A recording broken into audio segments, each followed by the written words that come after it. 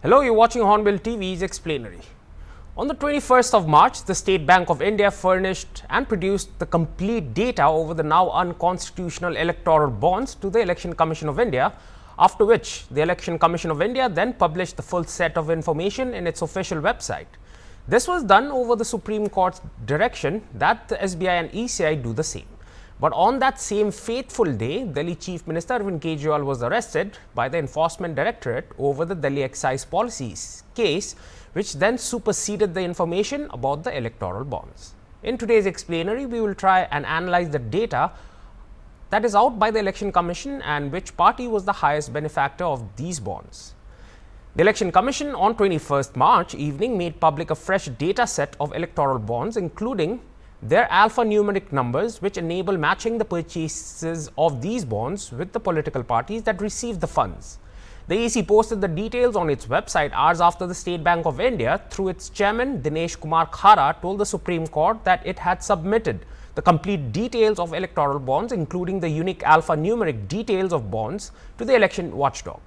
The EC then posted on its website two separate lists of the purchases of the bonds and the political parties that redeemed these bonds. The purchaser list runs into 386 pages with details of 18,871 bonds bought between April 12, 2019 and January 11, 2024. In the Supreme Court, the SBI said it had revealed the names of the purchasers of the bonds, the denomination and the specific number of the bonds, the names of the parties that had encashed the bonds, the last four digits of the bank account numbers of political parties, the denomination and numbers of the bonds encashed. The affidavit said the complete bank account numbers and KYC details of the political parties and the purchases of electoral bonds were not being made public because it might compromise the security of the account. However, they are not necessary for identifying the political parties, the filing said. SBI has now disclosed all details and that no details other than complete bank account numbers and KYC details have been withheld from disclosure, the affidavit said. The Supreme Court had told the SBI to not be selective in its disclosure of details regarding electoral bonds and reveal all details, including the alphanumeric numbers corresponding to each bond.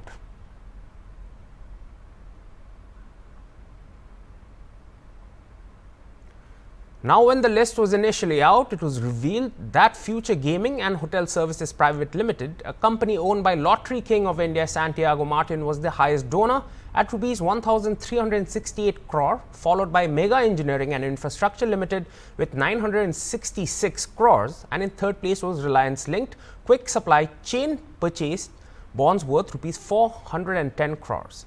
But which parties did these three companies' funds go to is what we will try and analyze. Lottery King Santiago Martin's company Future Gaming and Hotel Services Private Limited was the single largest donor of funds through electoral bonds between April 2019 and January 2022 at rupees 1,368 crore. However, only rupees 100 of the total amount was donated to the ruling Bharatiya Janata Party.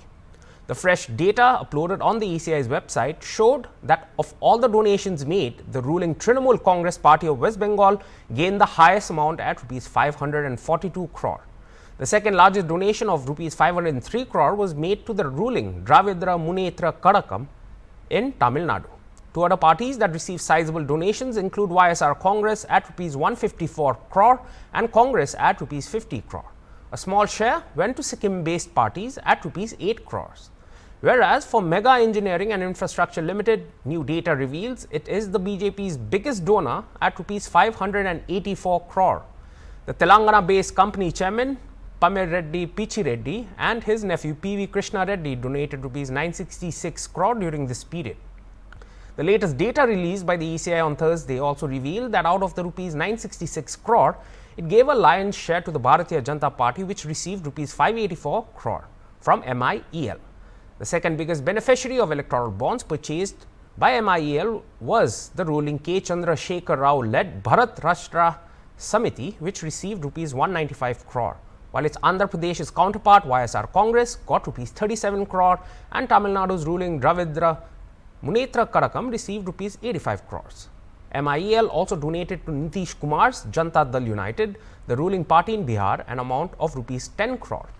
The Wire had reported that MIEL landed multiple government infrastructure projects during this period too. The company secured the tender for rupees 14,400 crore Thane Borivali twin tunnel project, which incidentally also came a month after it purchased electoral bonds worth rupees 140 crore on April 11, 2023. Out of the rupees 140 crore, rupees 115 crore were donated by the MIEL to the BJP, while it distributed the remaining rupees 25 crore between Telugu Desam Party, Jana Sena Party, Congress and Janata Dal Secular. If companies associated with MIEL are taken into account, their donations to the Bharatiya Janata Party becomes even higher. However, it seems MIEL's associated companies have donated much smaller amounts in comparison to MIEL itself, but a large majority of these donations have gone to the Congress. For instance, MIEL owned Western UP Power Transmission Company Limited has purchased electoral bonds worth rupees 220 crores.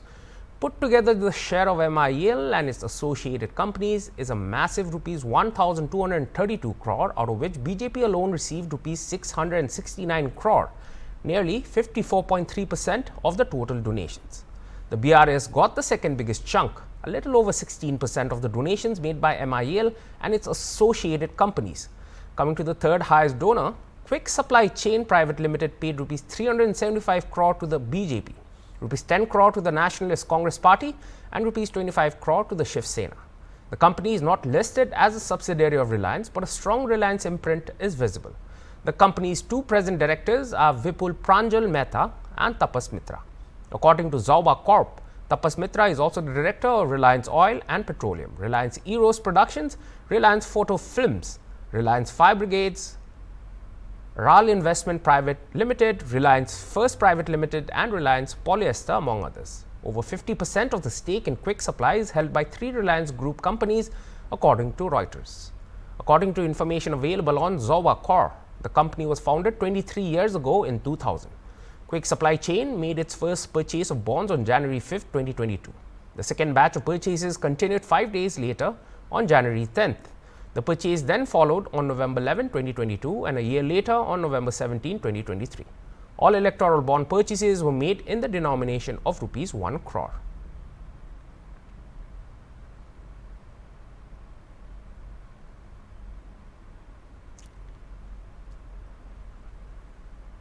Now, the information made public by the State Bank of India and then the Election Commission of India following orders of the Supreme Court has revealed sordid details about the state of political funding of major parties. The revelations have raised deeper questions about corruption and the illegality of these donations. Some of the reasons could be how companies received contracts after donating through the bonds or donated after getting some contracts. It also raises a question as to how loss-making companies donated vast sums of money through electoral bonds or companies donating several times their profits. The February 15th order has deemed certain amendments to the Companies Act 2013 and the Finance Act, which facilitated these contributions, as unconstitutional and flagged concerns regarding the potential misuse of shell companies in making political contributions. And most importantly, how some companies have donated money via electoral bonds only after they were raided by agencies like the ED, CBI and IT, and the cases against them have either stalled or withdrawn. With the data out, will the Election Commission of India actually provide a level playing field to all parties, which the Election Commission of India had clearly stated in their press conference on 16 March announcing the poll dates for the Lok Sabha, that the Election Commission of India would be ruthless to anyone if the playing field was not level. Only time will tell. And that was all for today's explanatory. For more explanaries like this, keep watching HornbillTV. Goodbye.